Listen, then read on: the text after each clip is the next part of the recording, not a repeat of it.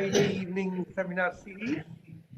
Today we are very fortunate to have Professor Dholakia, former RBHA professor at Hyderabad, also former member of the Monetary Policy Committee of the Reserve Bank of India. He is speaking to us on inflation targeting. As you know, this is an issue which is under review in the current month. And this month, we are dedicating most of our sessions to inflation targeting. So in that series, Professor Dholakia is giving us the first talk. Kulapre Balakrishnan will give us the second talk. Dr. S.S. Bhalla will give us the third talk. And we are trying, if possible, we may have a few more speakers on inflation targeting. In this series, I request and welcome Professor Dholakia to share his thoughts with us. The session for today is chaired by Dr. Arvind Virmani, the chairman of IGRO Foundation. He will conduct the proceedings of the session. Over to Dr. Virmani, please. Thank you, Professor Charan Singh, and welcome, Professor Dholakia. As Charan has already provided, there's some disturbance. Please mute. Okay. I hope everybody is muted. I think, yeah, it's too many people were on. Okay. It's my pleasure to invite you to this first lecture of this particular series. Charan has already introduced Professor, it's RBI Chair Professor at IIM and former member of MPC, and has wide experience in teaching and consulting with private and public sector. So with that, Professor Dholakia, let me invite you to start the session.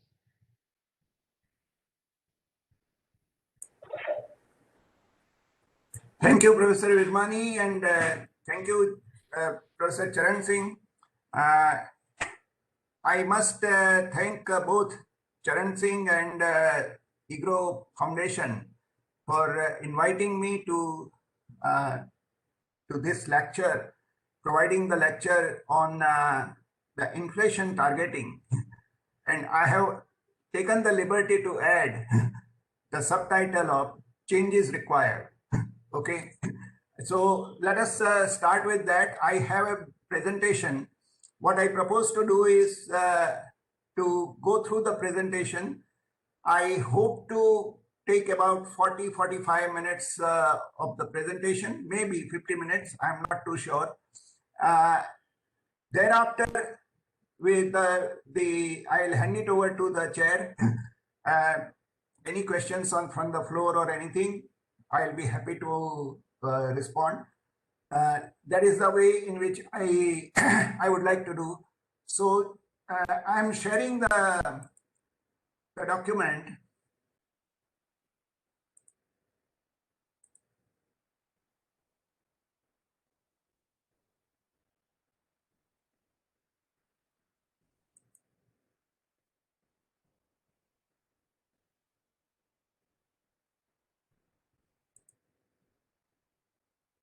Okay, as I said, the topic is inflation targeting, and I am focusing on the required changes because we don't need to really debate on the background and other things. The Currency and Finance Report, which is released on 26th of February, I think provides enough work on the background and the statistical part of several exercises that RBI has typically carried out.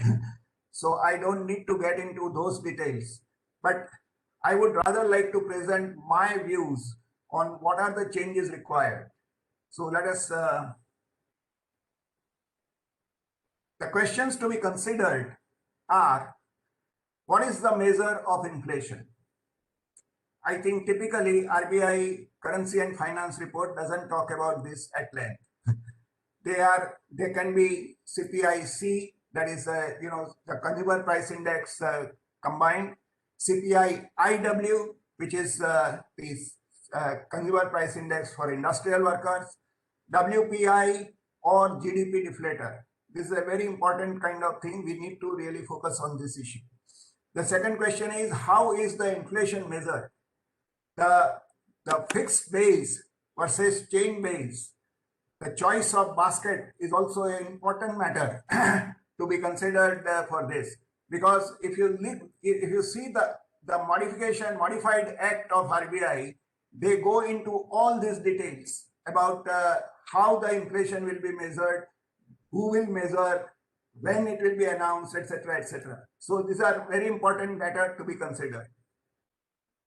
What is the time period for the target? Should it be 5 years, or as per the MPC term, or a decade?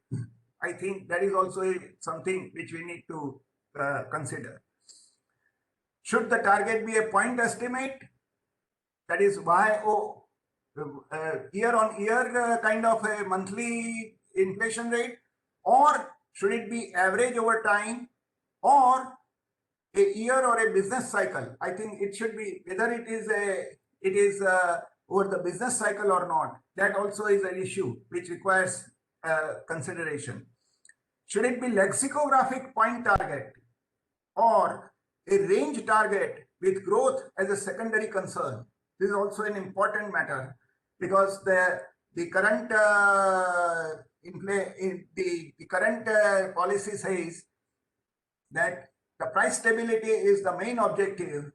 I mean, keeping in mind, this is the word, keeping in mind the growth objective. That is all that the growth concerns. This is the kind of things that is being talked about. The next kind of concern is, what should be the target?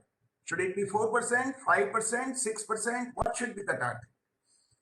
What should be the tolerance band? You know, it is the question is, should it be the concept of flexible inflation target in this context is a very important matter. The tolerance band. Then what are the instruments for MPC? Repo rate, rate corridor, or the stance, sorry. These are the three things which are being considered. What are the instruments for MPC? The current policy says it is only repo rate.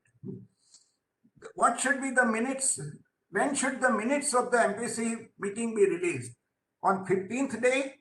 That is, you know, generally it is right now, it is on the 14th day in the evening, which is practically 15th day, or the 7th day, or as announced in the MPC resolution. This is also an important matter to be considered. Now the question is, what should be the measure of inflation? CPI, as I said, CPIC, CPI IW, WPI, GDP deflator. Well, the basic thing is, rationale for inflation targeting is to anchor inflationary expectations. This is a very relevant matter. So considering this particular rationale for inflation targeting is that we must ask the question, whose inflationary expectation we are talking about? Because the theory talks about the inflationary expectations as it is. Neither it is household, nor it is consumers, nor it is producers. It is for the economy also. It could be anything. But what is it that we are actually interested in targeting, anchoring the inflationary expectations? It's a very, very relevant matter. If it is for all households, then it is CPI-C, which is the case right now. But then it has to be all households. Then the question is, given the inflation dynamics, if it is a CPI-C, should it be core inflation or should it be the headline inflation? Now, you know, the current research has revealed that it is the headline that reverts to the core and not vice versa. When Urjit Patel committee report was submitted, the empirical evidence which was given was that it is the core that reverts to headline, and therefore headline was considered as the target. Now, if in fact my paper in 2018 March in EPW has categorically established, and thereafter several other papers have also found the same thing, that now the inflation dynamics have changed substantially, so that you are finding that it is the headline inflation that reverts to core and not vice versa. This is a very important thing, because it only means that the secondary effects, that is, the second round effects are practically absent. They are not significant at all. And the persistence level of the inflation has considerably reduced because of the anchoring of the inflationary expectation. This has already happened. This is already there in the literature, and it is a accepted part of the doctrine. This aspect, unfortunately, has been completely ignored in the literature review as far as the currency and finance report is concerned. Then you find, if it is for wage setting bargaining, please note, the theory talks about the inflationary expectations playing a very significant role through the wage setting bargaining. Now, it is a very important thing for us to realize that for the wage setting bargaining, it is not the CPIC which is being used, it is the CPI-IW. It is for CPI for industrial workers. Now, if we are talking about anchoring the inflationary expectation for the wage setting bargaining, then the right metrics is the CPI-IW. If it is for the production unit, because it is the production unit which are investing, which are also a very important partner in the wage setting negotiations, etc. For that purpose, it should be WPI. Ideally speaking, it should be the producer's price index. But I mean, if it is not well developed, we can rely on WPI to reflect the same. So in that case, it is WPI. And if it is for the economy as a whole, then it has to be GDP deflator and not CPI, nor WPI, nor CPI-IW. I think these are the kind of things. In my view, for instance, if we are talking about the quarterly performance, quarterly estimates, quarterly things, then GDP deflator is not a problem. We should really talk about GDP deflator. However, if we are not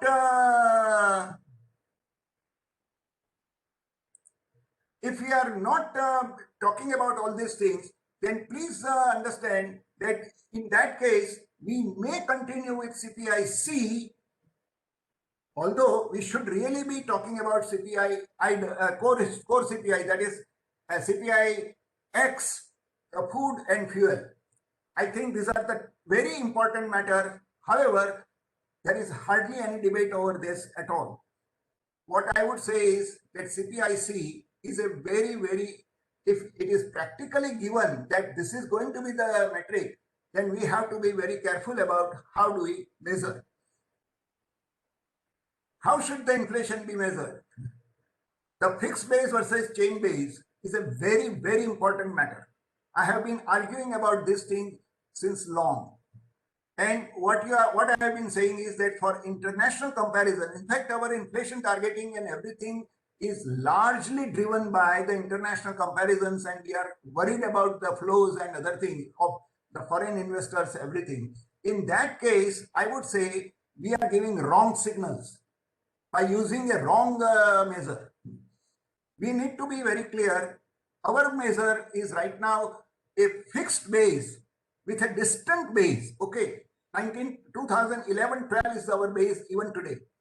We are likely to revise, but it will take time.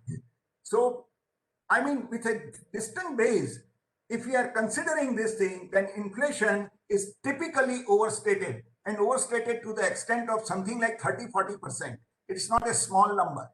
We cannot compare the inflation in our country with inflation in, say, US or in any developed country, which are basically talking about the change-based index methodology.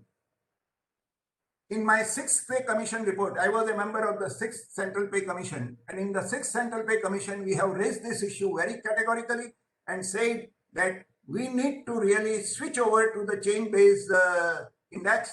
This is, I'm talking about 2008 when the report was submitted. And let me tell you, the government has not rejected this particular recommendation. The other recommendation was that in case we are not able to change the base every year, we should at least make sure that every 3-4 years the base is revised. So that means that we are talking in terms of a way more frequent changes in the base year. This is what is required for the measurement, the right measurement. Even if we consider the CPIC, then the right thing is to do that we should really have more frequent changes in the base. More frequent in the sense that every 3 years, 4 years, it should change. Then the next question is about choice of basket. That also is a very important matter for international comparison. In US, for instance, 80,000 commodities are considered for their measurement of inflation.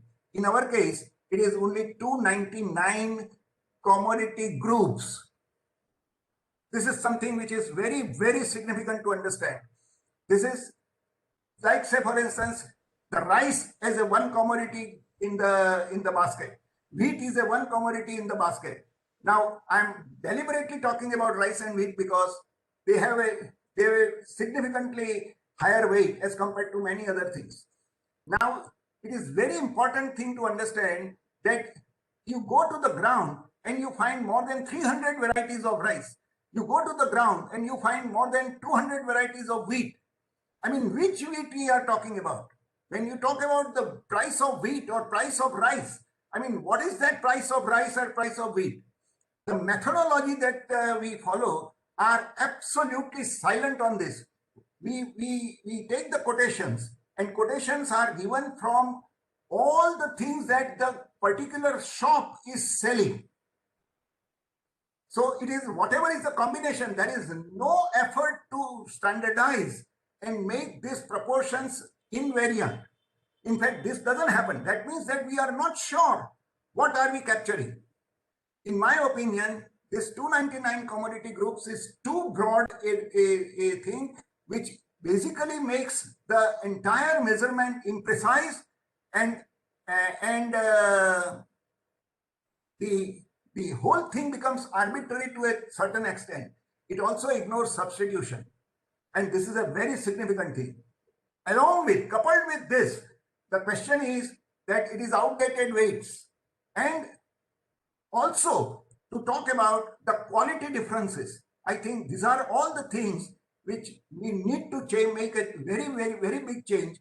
CSO is working, but if we are not pressing this hard through the policy, through the changes in the policy itself or the act itself, it is never going to happen.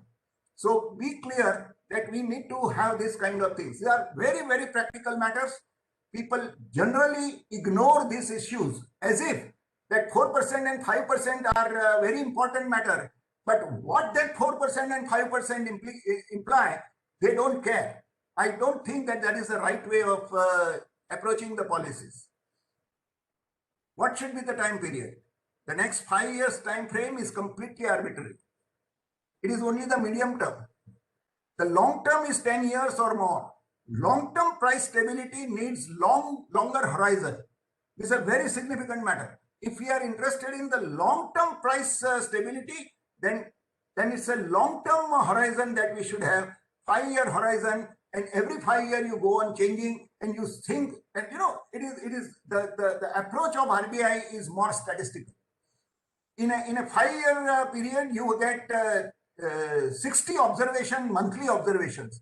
Therefore, you can run several regressions and several trends and see the trend breaks, etc., etc. That is exactly the way in which these people have approached in the currency and finance. So I am only saying that, please, this is not the way to look at it. The way to look at it is it has to synchronize with other objectives. The other objectives, like the fiscal policy, like the growth target or growth aspirations, or the aspirations like what the Prime Minister has been announcing, doubling the farmers' income in next 5-6 years, something of that sort. I think, these are the objectives with which you have to align. And if you do that, it is not a matter of 5 years only. It has to be a reasonable kind of thing. It should be long run, sufficiently long run. It should be 10 years in that sense. Alternatively, it should be coterminous. with the appointment of MPC. Otherwise, there is a possibility of inconsistency. Say, if the MPC changes and if the composition is completely different, then you don't get the continuity in that sense of the term at all. So either it should be 5 years, either it should be 10 years, or it should be coterminous with the MPC.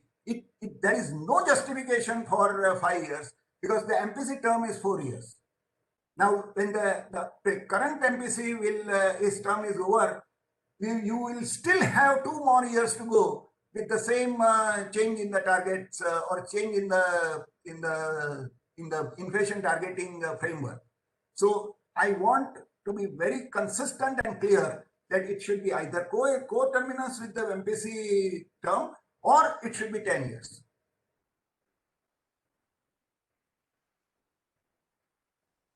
The next thing is that target inflation, should it be on an average or on monthly, year-on-year basis?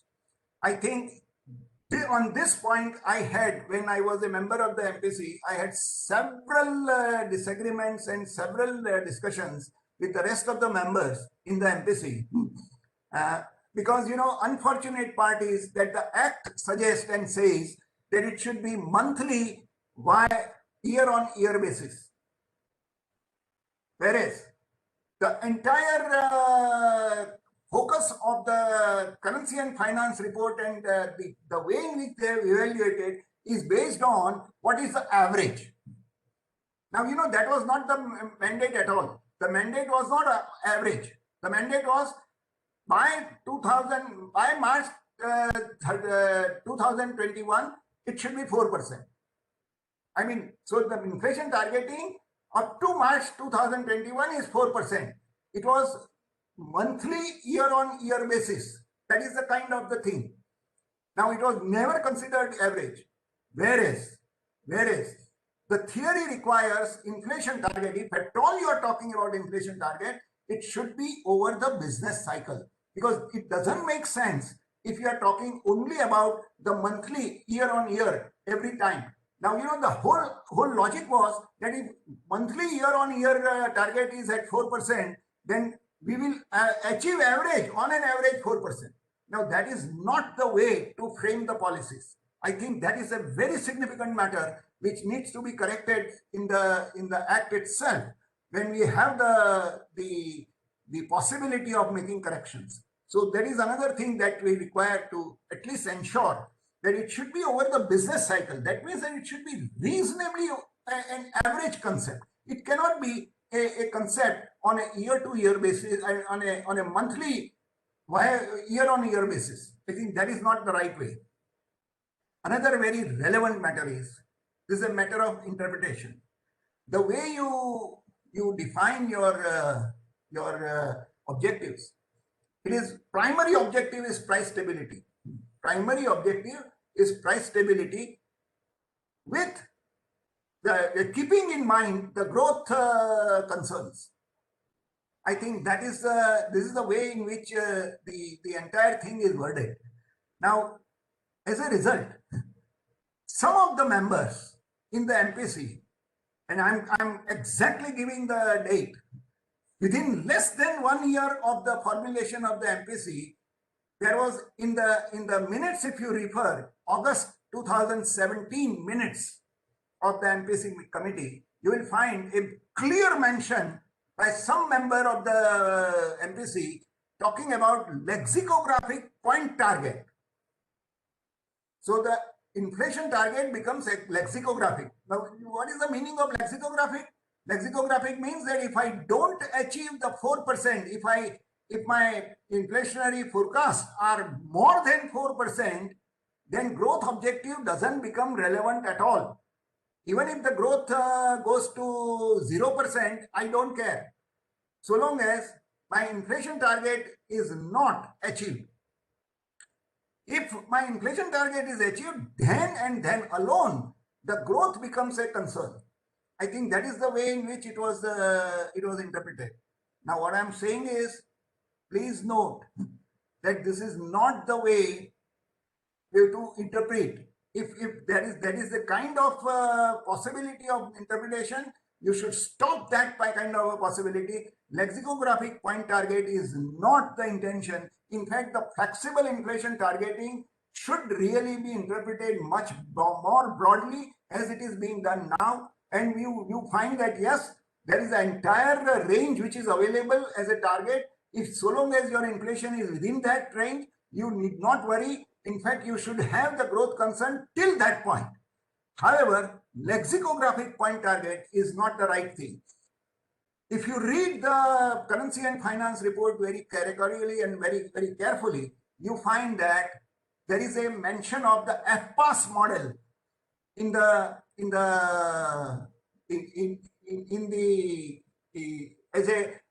as a counter intuitive type of the model, counterfactual model, where you are making experiments on paper by changing the rates, etc.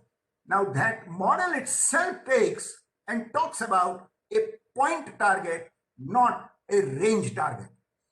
And it is a very relevant matter because you have to feed the point target at the right point. Say, for instance, the Act says that 4% should be achieved by March 2021. So the 4% will be fed into the thing that in order to achieve 4% by March 2021, how are we now likely to get the interest rate path? And then you take the decision. I mean, this is the broad kind of a thing. This is one of the inputs, not all the inputs, but this is one of the inputs. Now, if that FPAS itself is not recognizing the range, and FPAS itself is talking about the point, because any model will only talk about a point. It cannot talk about the range very meaningfully. Now, if that is the case, we have to be very clear in our framing of the Act. We have to modify and make sure that such confusions don't arise. What should be the inflation target? This is the $1 million question. What should be the inflation target? 4% per annum as the CPIC target is inconsistent with other goals. This is the prima facie thing that I have been arguing. I have argued that in my presidential address to the Econometric Society in 2020. I am also coming up with another paper from the DRG group of RBI, where also I have argued this thing, that 4% per annum as a CPIC target is inconsistent with other goals, like doubling the farmers' income in 5-6 years, becoming 5 trillion economy in 5 years and 10 trillion economy in 10 years, bringing down the combined fiscal deficit to 6.5% of GDP in 5 years. These are some of the targets and these are some of the goals that we have.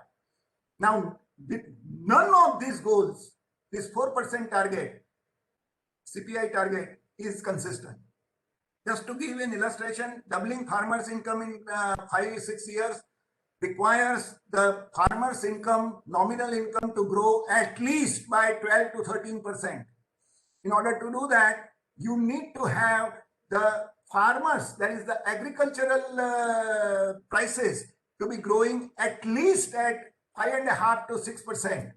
If that is the kind of a thing, if you consider 5.5 or 5, even consider conservatively 5%, then the question is that the core inflation has to be less than 3%. So core inflation less than 3%, with this kind of the measurement of inflation, it implies that actually you are ensuring that the growth cannot take place, because structural changes will not take place. If the structural changes don't take place, growth doesn't take place. If the growth doesn't take place, there is no question of the farmers' income doubling in a matter of 5-6 years. So it is inconsistent. You need to have at least an inflation target of something like 5 or 5.5%. Becoming 5 trillion economy in 5 years and 10 trillion economy in 10 years also requires the nominal growth of GDP at around 14 or 14.5% per annum. That cannot be achieved with only 4% inflation in consumer prices. When the consumer price inflation is 3%, 4%, that the average WPI will be less than 4%, and therefore average is likely to be, that is GDP deflator will be likely to be between 3 and 3.5%. If it is 3 and 3.5%, the nominal growth of the GDP cannot exceed 10%. If it cannot exceed 10%, there is no way you can attain 5 trillion economy or 10 trillion economy in 10 years. There is no way. In fact, you need 14 to 14.5% nominal growth. In order to do that, 5% or 5.5% is the inflation if you achieve. Then you are finding that something like about 8.5% of the real GDP growth can achieve this target. Similarly, bringing down the combined fiscal deficit to 6.5% requires you to at least garner the revenues to a certain level. That cannot happen unless the nominal growth of GDP becomes 14 to 15% per annum. I think this is the kind of issues. The next thing is estimate of threshold inflation in India with combined fiscal deficit to GDP ratio at 6.5% and current account deficit on BOP to GDP ratio at 2.5% is at 5.4%. As I was arguing, this is the finding of my presidential address to the Indian Econometric Society way back in January 2020. With corresponding real GDP growth at 8%. This is the most relevant matter. In that particular paper, I have ensured and I have shown that if you talk about the threshold inflation, the threshold inflation is the long run growth equilibrium.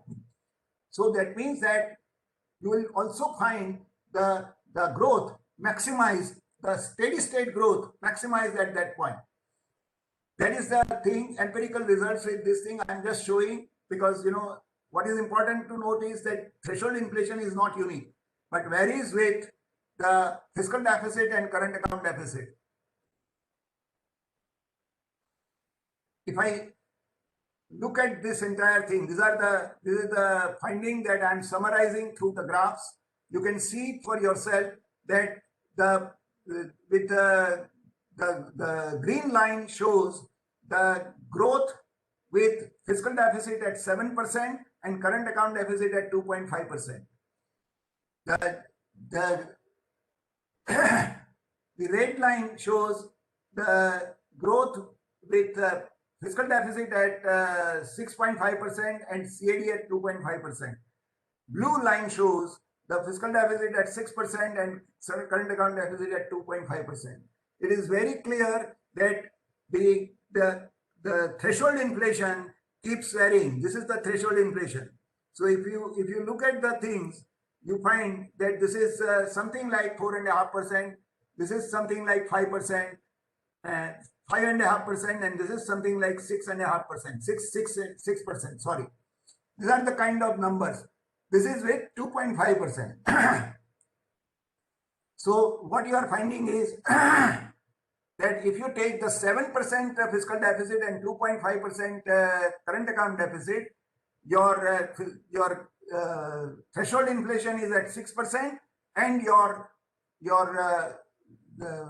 maximized steady state growth will be at around 8.8% or 8.9%. That is the kind of numbers. However, if you take the more reasonable, more agreeable kind of the numbers, 6.5% as the fiscal deficit, combined fiscal deficit, CAD as 2.5%, then the inflation, threshold inflation turns out to be 5.5%, and you are finding that the growth, GDP growth, real GDP growth is at 8%. This is the something. So that means effective options are only 5.5% or 6%. These are the only two effective options for the threshold inflation. If I consider the other case, namely the CAD upon GDP ratio to be 2%, then the three graphs look like this. But in that case, with 7% fiscal deficit, you are hardly getting a growth of 8.2%. And if you stick to something like 6.5% of fiscal deficit with CAD of 2%, then the threshold inflation is becoming 6%, and you are finding that the growth rate turns out to be only 7.2%. So that itself shows that we have very limited options in this context. Now the question is consideration for setting the inflation target. These are very relevant matters. Should it be consistent? It should be consistent with the other goals. This is the first point that I have made. Should be at around the threshold inflation level. That is maximizing real long-run GDP growth. Now, unfortunate part is that all the method employed in the Currency and Finance report, which is talking about this entire review, is basically talking about not a real long-run GDP growth. They are talking about medium-term GDP growth. It is for 3-4 years, 5 years period. Secondly, they are not talking about maximizing the real long-run GDP growth. They are trying to say that this inflation. Another issue is that concept itself of the threshold inflation is questionable. They are defining the concept of threshold inflation as the rate of inflation beyond which it is inimical to the growth. What they are forgetting is that any lower level of inflation also is inimical to the growth. You are having a threshold inflation at which the growth, long-run growth, steady state growth is maximized. If you are therefore fixing a target which is significantly below the threshold level, you are sacrificing. You are sacrificing the long-run growth, which means you are sacrificing the potential growth. Now, this potential growth, the way in which the statisticians measure, is not the maximum growth possible when all resources are employed. No, they are talking about some kind of an average, a trend, some HP filter and all other kind of things through which it is only considering the existing numbers and arbitrarily fixing the range and talking about the potential output. Now, I think this is not the way to define the potential output at all. But anyway, this is the basic thing that we should talk about. Consideration for setting, it should be at the threshold level and maximizing the real long-term GDP growth. Sacrifice of long-run growth of 40 basis point per 100 basis point reduction in target inflation from threshold. Reduction in poverty alleviation rate also. That means that if you are setting the target significantly below the threshold, my threshold level turns out to be either 5.4% or the 6%.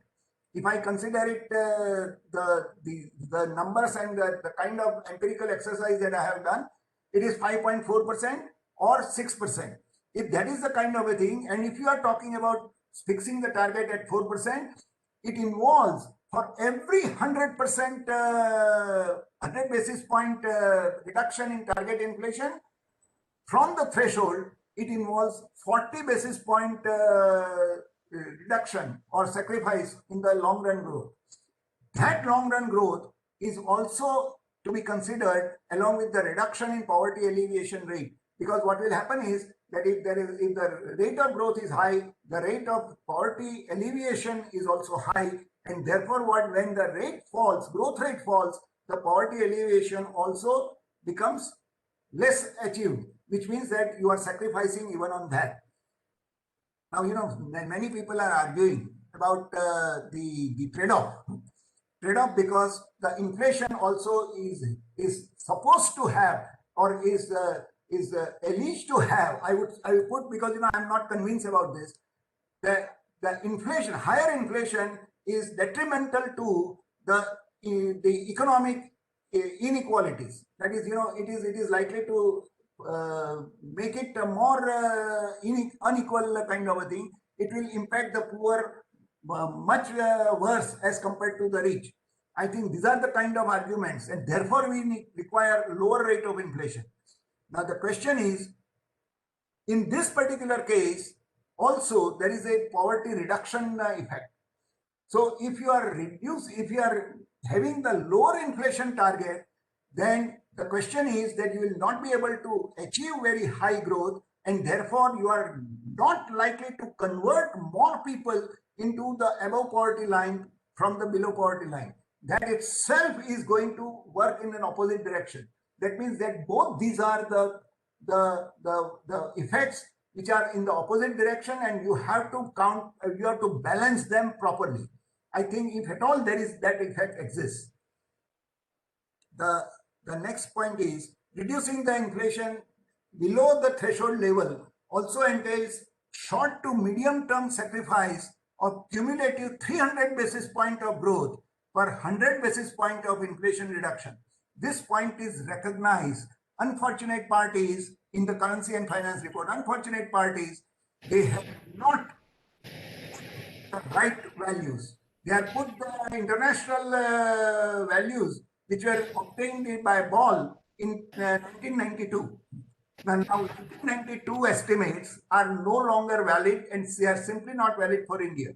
For India, I have done this exercise, and in 2017, I had actually estimated using the quarterly data, and my results were it is between 300 basis point to 400 basis point is the sacrifice ratio in the case of India.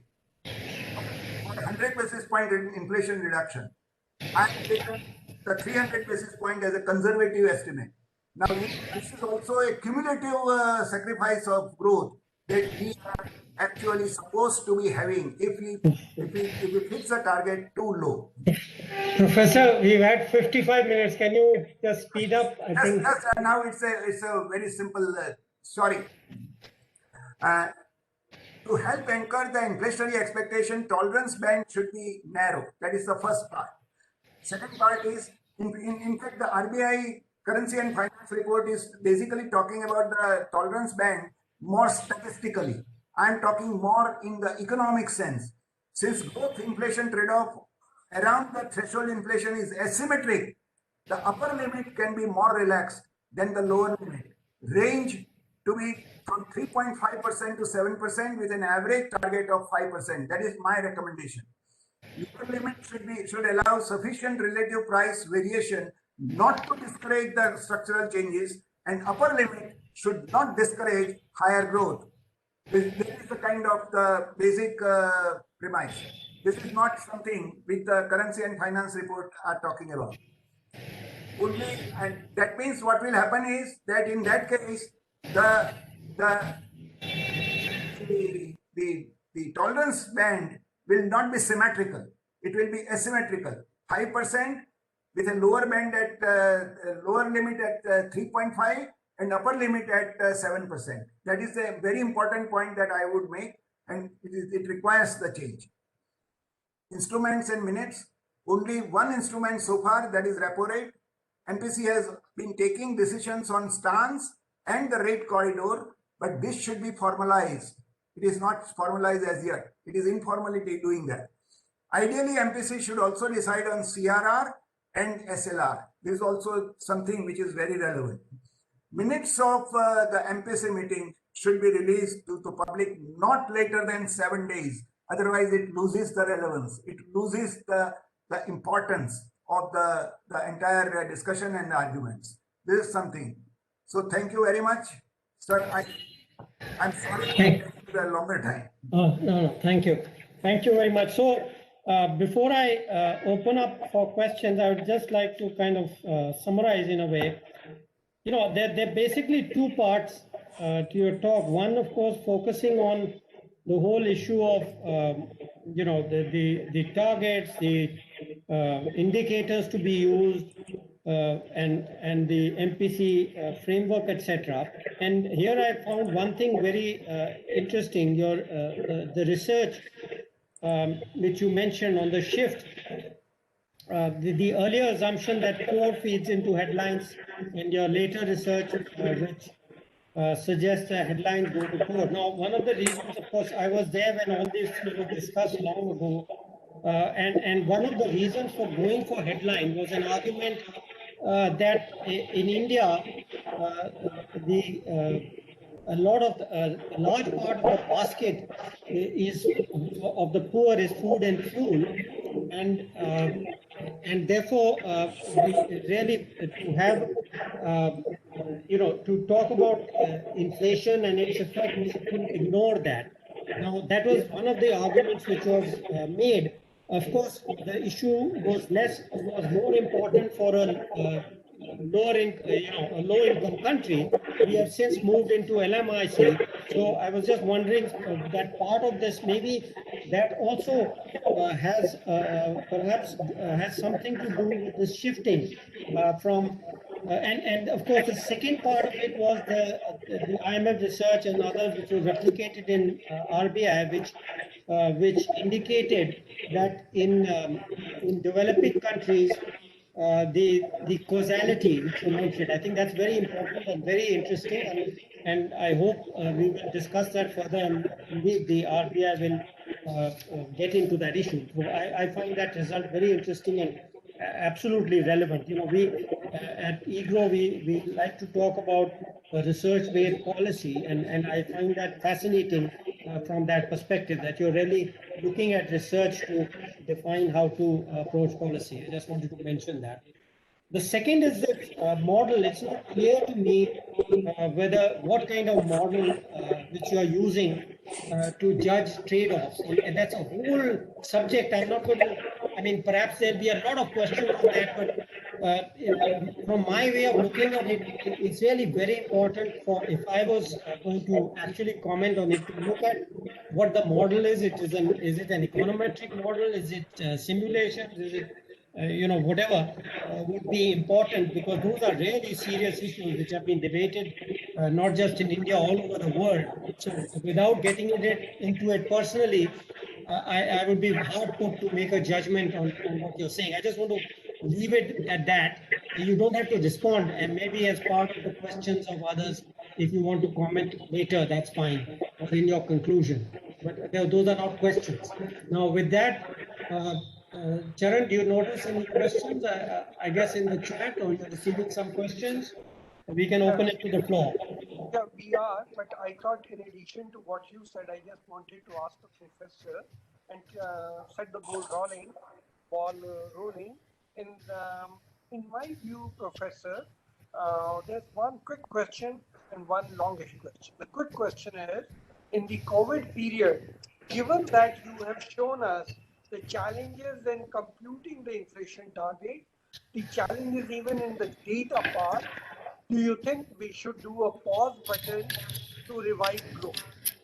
That's in the long run, Professor, I thought, given the demographic trends that our country has, do you think for the next few years, given the demographic trend and the state of the Indian financial markets, we could do away without inflation targeting?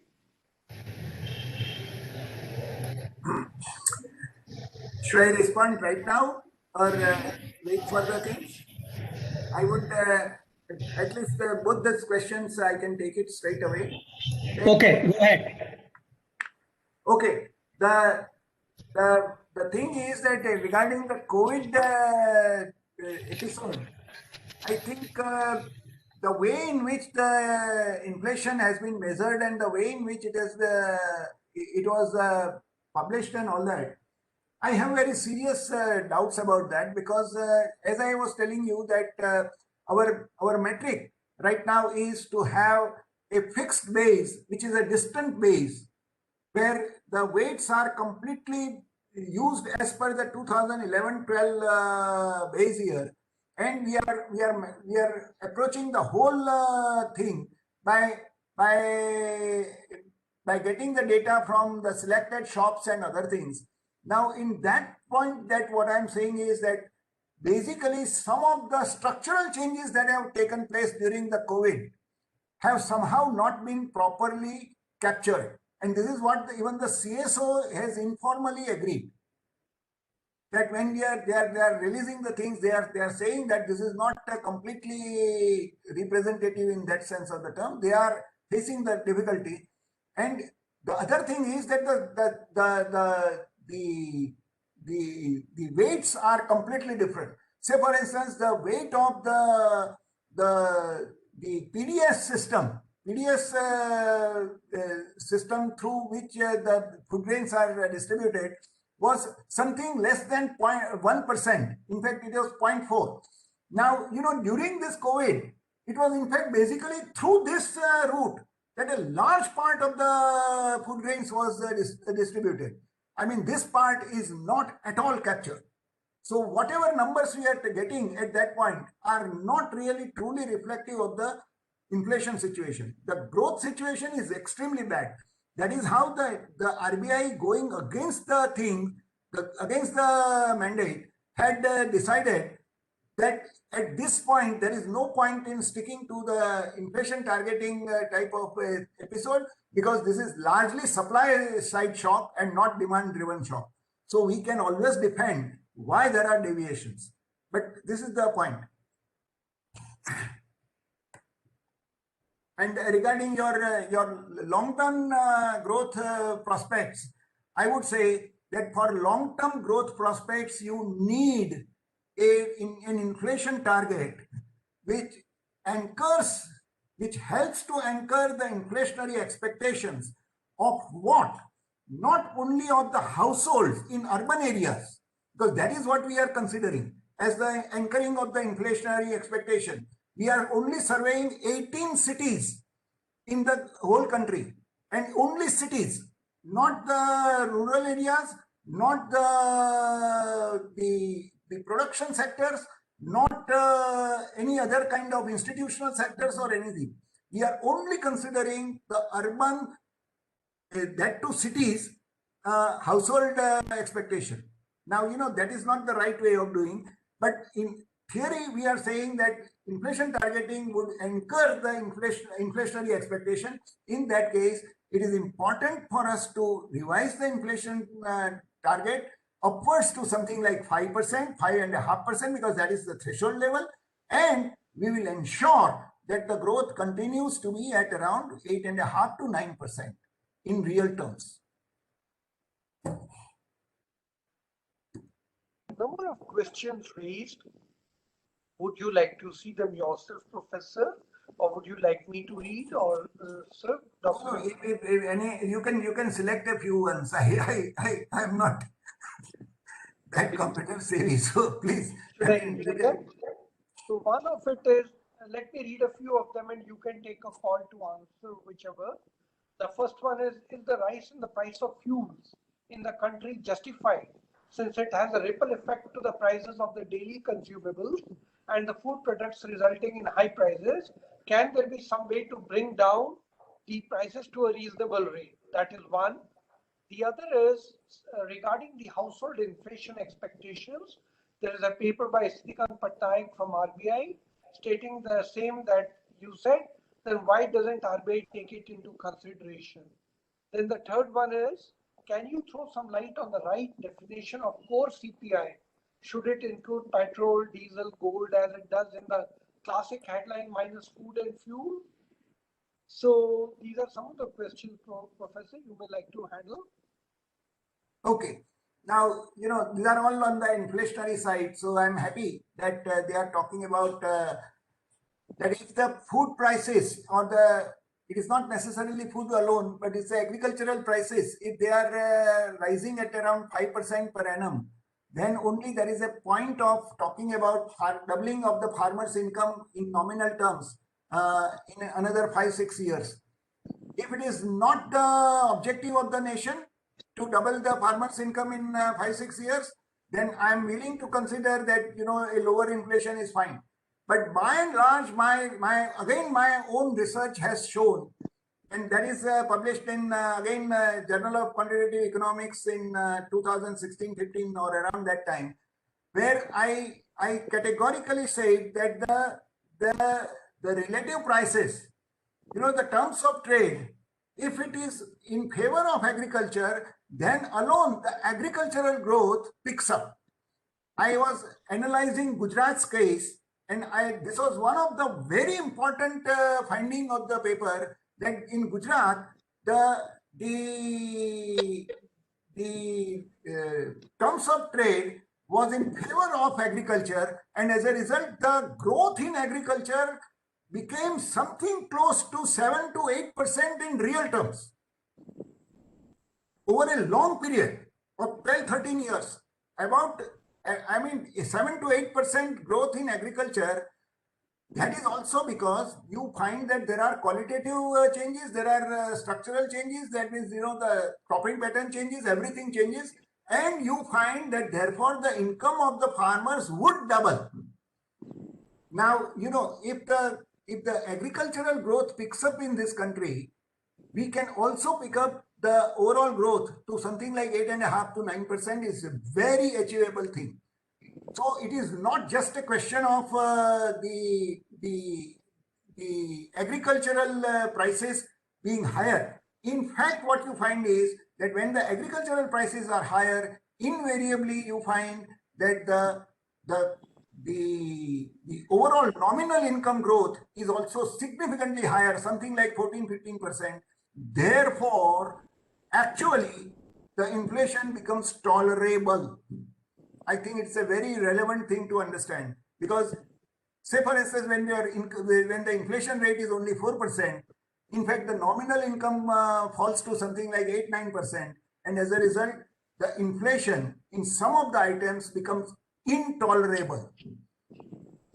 That is something which is very significant to understand. It is not a question to be seen only, I mean, irrespective of the reality. It's a question of feeling that how the inflation, overall inflation, shifts the nominal income growth significantly, and therefore actually you find that your real income is growing much faster. As far as the core inflation is concerned, I would say that the food and fuel, all items regarding fuel and fuel, all items which are nothing to do with the RBI monetary policy should be excluded. If you do that, then the proportion of the items which are in the realm of RBI would turn out to be something like 40%, because, you know, it is 42% is the only thing that remains in the hands of RBI. Most of the other thing is a part of the non-core inflation. What RBI is talking about is the food and fuel only, and just not transport and other things which are also using or which are also having this. So when you consider all these things, the core inflation is 48% and the non-core is 52%. Yes. There are a few more questions. I can just read them to you, then you take a call. Like you said about inflation target to be at 5 to 5.5%. What Yes. is the reason behind that particular target? Shouldn't inflation be kept as low as possible? You explained it through the equation. Maybe you need to reiterate that. The other is that the exact estimates of the farmer's income is based on very old estimates. I didn't get the second part. Yeah. The exact estimates of the farmer's income is based on very old estimates. Then how doubling the farmer's income should be seen, and subsequently how inflation target should be considered. And there is another, I think Krishnanand Tripathi wanted to ask you a question. He sent me a message. If Mr. Tripathi is in the audience, do you want to ask that question? Yeah, yes, sir. Yes, sir. Okay. Sir, just wanted to know from Dholakia, sir. This is Krishnanand Tripathi from ATV Bharat. What is your sense, this elevated level of petrol and diesel prices? In what way it will impact our feed into inflation? Well, petrol and diesel prices are basically, you know, the non-core part of the inflation. And as a result, what happens is that is always treated as a shock from outside. And that is kind of the thing that we are showing. In the past, it used to be a persistent shock because it used to get transmitted to the headline inflation as a second round effects, and the inflationary expectations were playing the role. Now what has happened is that somehow after the 2011-12, you are finding that practically this effect is waning, and you are actually finding that the second round effects are not at all significant in that sense of the term, and they are, as a result, they are not persistent. So as a result, what happens is that even if these prices are going up temporarily, and as a result it feeds into the system, by and large it gets auto corrected. By and large, it doesn't stay for a long period, and you find that your inflation, headline inflation, tends to revert back to the core inflation. So the non-core part doesn't get too much importance and affecting the core inflation. This is purely a statistical thing.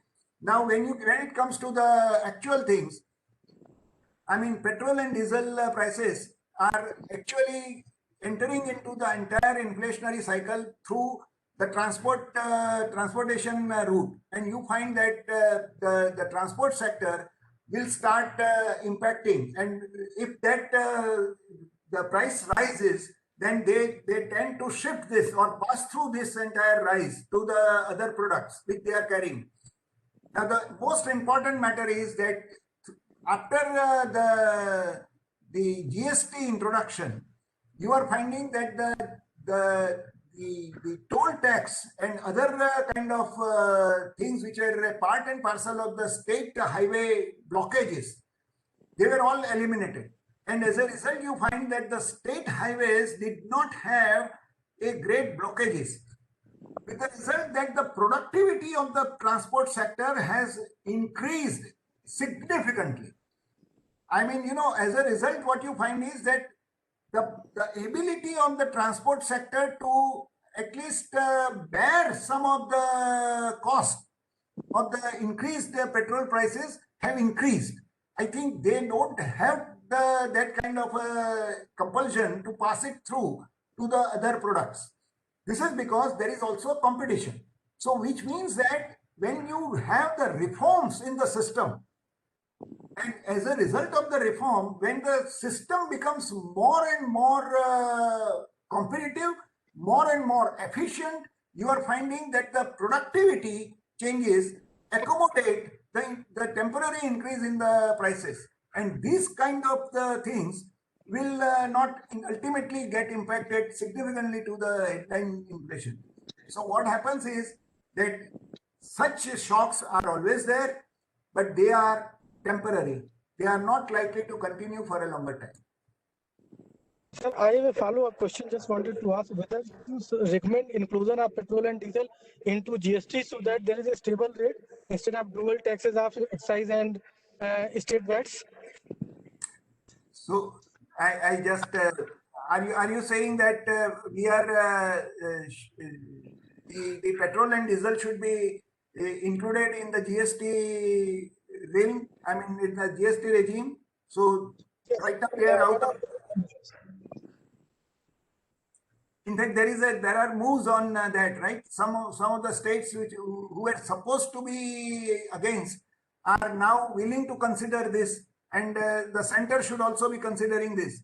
If that is what is happening, then the petrol and diesel prices will come down sharply on the pump. Thank you, sir.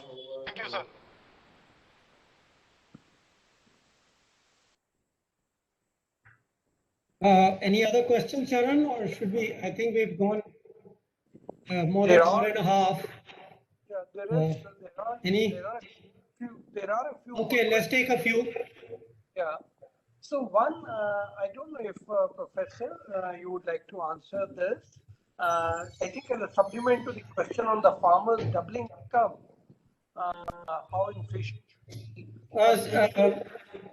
Charan, I think we should have, let's not stay with the farmers. I think a more relevant question for this talk is on monetary transmission. It says, does poor monetary transmission mechanisms / MPAs have anything to do with performance of IT framework in India? Yes, it will have a definite impact on that, but the transmission is seen only in a very limited sense of the term. If you see the transmission in all possible senses, then you find that the transmission is not that bad and is doing a better job. In fact, with the kind of reforms introduced very recently, you find even the transmission in those areas which were the matters of concern have also improved significantly. The transmission right now, which is being considered, is only in terms of the deposit rates and the lending rates, particularly the lending rates. I think the lending rates are always known to lag behind considerably. However, the transmission is the entire question is that the money market or the bond market or these kind of the short-term markets are showing the transmission which is significant and substantial. In that case, the transmission doesn't become a necessary issue. In fact, what you find is that in the inflation targeting framework, if you are having the liquidity part, which is completely divorced with the rate decision, it's a typical question about price versus quantity. In theory terms, you are always talking about controlling the price and controlling the quantity. Should you control quantity, in that case, the price will adjust. If you control the price, then the quantity should adjust. But the question is that if you try to do both, then neither of them will be seen as working, because only by accident that you find that you are exactly controlling both the things so as to be on the curve. You will always be off the curve by and large, because you are going to make mistakes. So therefore the question is that if you are talking about setting the rate, then the liquidity has to behave in the same way. That is the reason why towards the end I say that it should not be only repo rate, it should also be the stance, which is a very relevant matter, and the rate corridor. Rate corridor is also equally important. But simultaneously, ideally speaking, you should have the CRR and the SLR with the Reserve Bank, or with the monetary policy. It is only the OMO which will be in the hands of the Reserve Bank of India, where they would adjust the liquidity on a day-to-day basis. But otherwise, these broader aspects determining the liquidity should be in the hands of the MPC. This is what it means. So you know that inflation targeting, when we adopted it in 2014, we did have the Urjit committee report with us. And in January 2014, when the Urjit committee report came and the discussion on the application of it to India and inflation targeting started, I thought that it had argued for the CPI combined. Now, yeah, and then also my feeling was that the discussion was not medium term, but it had rather long term discussion, or the vision was a long term target. Now, the latest report on currency and finance, which you seem to have studied thoroughly, and in the interim that you have been yourself a member of the MPC, do you see that there is a shift taking place in the IT strategy or IT stance of the Reserve Bank? Or you think it's a continuity and that the Reserve Bank is learning from the experience that it has in the last 4 years? Basically, I would say it's all a question of who are the members and how the things are being interpreted. Right now, there is enough flexibility. The inflation targeting, and the word we are using, flexible inflation targeting. The formal flexibility comes by the band, by the tolerance band. But the real flexibility comes in terms of interpretation of these things. Because, whatever you are mentioning, I mean, how is it to be interpreted is a matter to be seen by the individual members. As I was telling you, at one time, people were talking about lexicographic point target. Sir, that is an extreme. Now we are talking about an inflation target which is truly flexible in the terms of the entire range.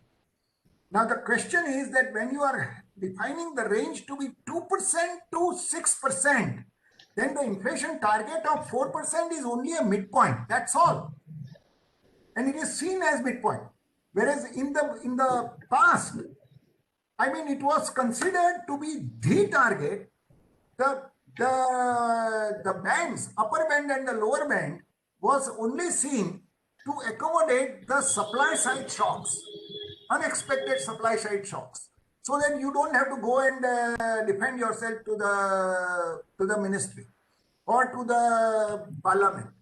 I mean, we are not defendable to the ministry, we are defendable to the parliament, but we have to defend to the parliament not every time. Only if there are 3 consecutive quarters. Now, please understand, it is quarter. Now you look at the whole thing, which are where there are inconsistencies of significant nature. You are talking about monthly inflation on year-to-year basis. Okay, monthly inflation year on year, and then you are talking about the quarterly.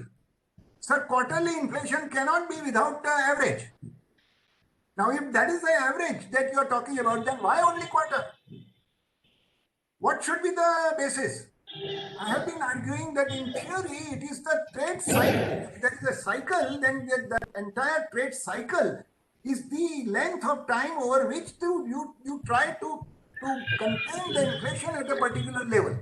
I mean, you can't make it with 1 year. Unfortunate part is that bureaucratic tendencies of actually, making somebody answerable makes it important that you define the targets illogically by choosing arbitrarily the length of the duration, say 1 year or 3 quarters or 1 quarter. I think that doesn't make sense at all. If there is an inflation targeting in a theoretically rigorous manner, then it has to be over the entire trade cycle. That you should really have that inflation target. But Professor, you are both old enough to know that the RBI used to have a busy season and a slack season policy. Even today, the busy season and slack season does reflect in some way or the other. And the agriculture cycle, which is so dominant in our country and still rain-fed agriculture plays a very important role. Do you think a 6-monthly cycle or a 6-monthly average would be more meaningful than a 3 quarters?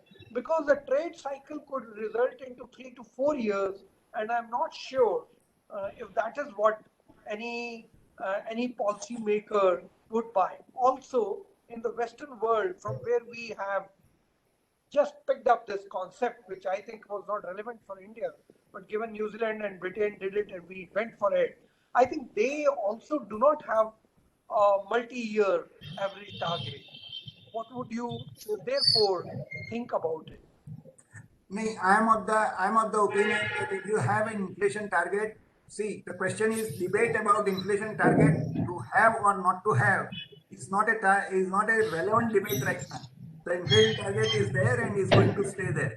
The question is, what can we do to make it more relevant? Right now, it is proving to be somewhat counterproductive.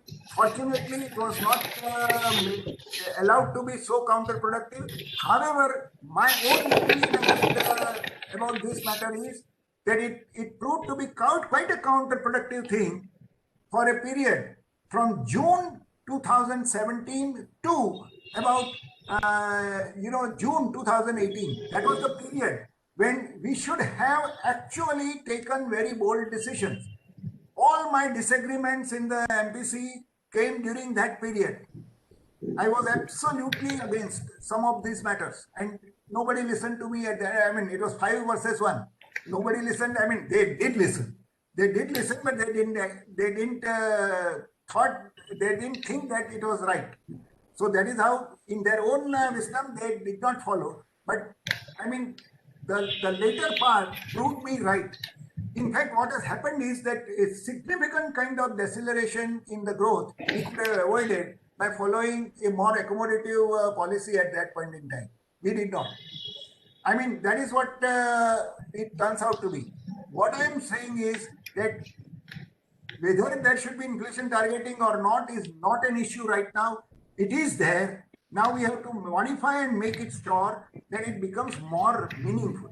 It becomes more meaningful only by saying that you interpret the target not as a point target but as a band target. Not only that, but also make sure that this band is reasonably spread across the threshold level of inflation.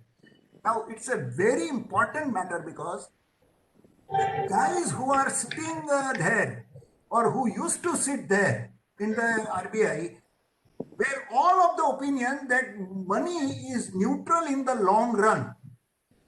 Sir, the very concept of a threshold inflation, which talks about relationship between the long run inflation, that is trend inflation, and the steady state growth rate, itself shows that money is not neutral.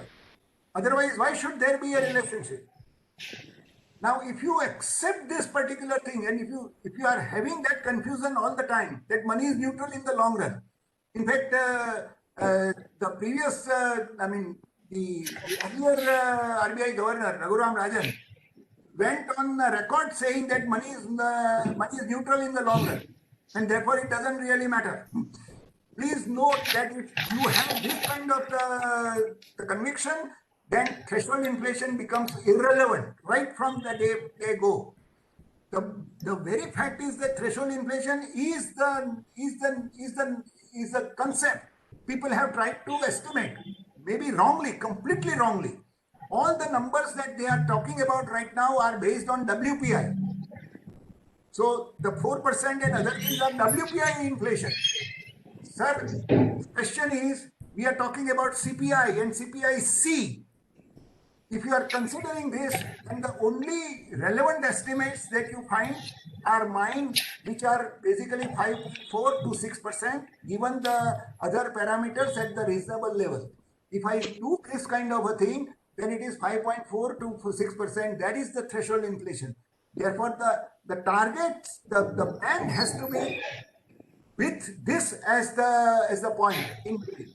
And I was saying, I have been arguing that the trade-offs are not symmetric. Therefore, there has to be a range where the lower inflation, lower target, lower amount should be 3.5%, because if it is less than 3.5%, structural changes are knocked out.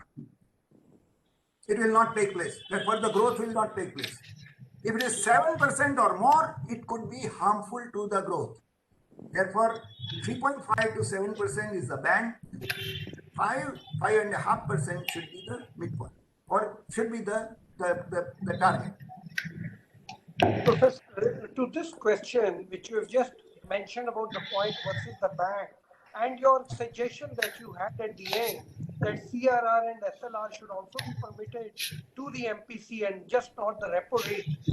What is the right, or what is your perception of the transmission taking place? What channel is becoming more important, and why this suggestion of the SLR and CRR also being considered simultaneously rather than just the repo? Because in most countries it is just one single rate. True.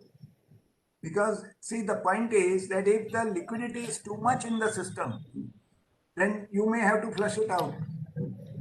Or if it is too less, like in the previous thing, you were always falling short. You were always having a short liquidity. Now it is on the higher side because of the COVID. I think if this is the kind of things that you have, then you need to, because you know the repo rate itself will not be able to flush it out at all, or will not be able to, pour in. So the question is, you need some kind of handle there. So the liquidity management is also the broad liquidity management, day-to-day liquidity management I'm not talking about, but the broad liquidity management should also be in the hands of the MPC. And ultimately, these are the 3-4 kind of instruments, but they are all serving similar purpose. So leave it to the MPC members' discretion. They are all intelligent people, incidentally. Not because I was there. So, Charan, I'm going to conclude the session unless you have some else waiting, okay? So, there are basically, to put it in a little simplistically, given that we have a series, I think there are micro issues which Professor Dholakia, given that, and luckily he's the first person, has laid out very clearly. He gave you a list of things, what CPI, this, that, how to measure it, etc., etc. I think those micro issues he's laid out. He has a view. I think it would be very useful to see as we get other people, what are their views, whether they agree with him or they disagree with. And then, of course, there are the broader macro issues, the linkages between inflation, money, interest rates, fiscal, current account deficit, all those things really are, in my view, a whole different subject. But we also will have some people like, Mr. Bhalla is probably going to speak on the macro aspect. So to think of these as two different things, and then I think it will be very useful for us to, keep the views of each speaker and kind of have a matrix, two matrices in a way. And maybe that will help. We could probably have some kind of a short note or paper putting these views of different people down, and we can also add, I guess we have our shadow MPC, maybe they can also reflect on the issues. I thank Professor Dholakia, that is very nicely laid out, and you have his PowerPoint, I presume, if he hasn't given it, because that really gives us a nice matrix, which we can then also use to get other views on. So, Professor, thank you very much. It was a very good start. I think you've done a great job. And I think even more importantly, some of our general listeners, I think, found it's very useful the way you explained very nicely. I mean, theoretically sound but very simply put. I guess that's your experience of decades of teaching also. So thank you, everybody. Thank you. Charan, you want to add something about the next session?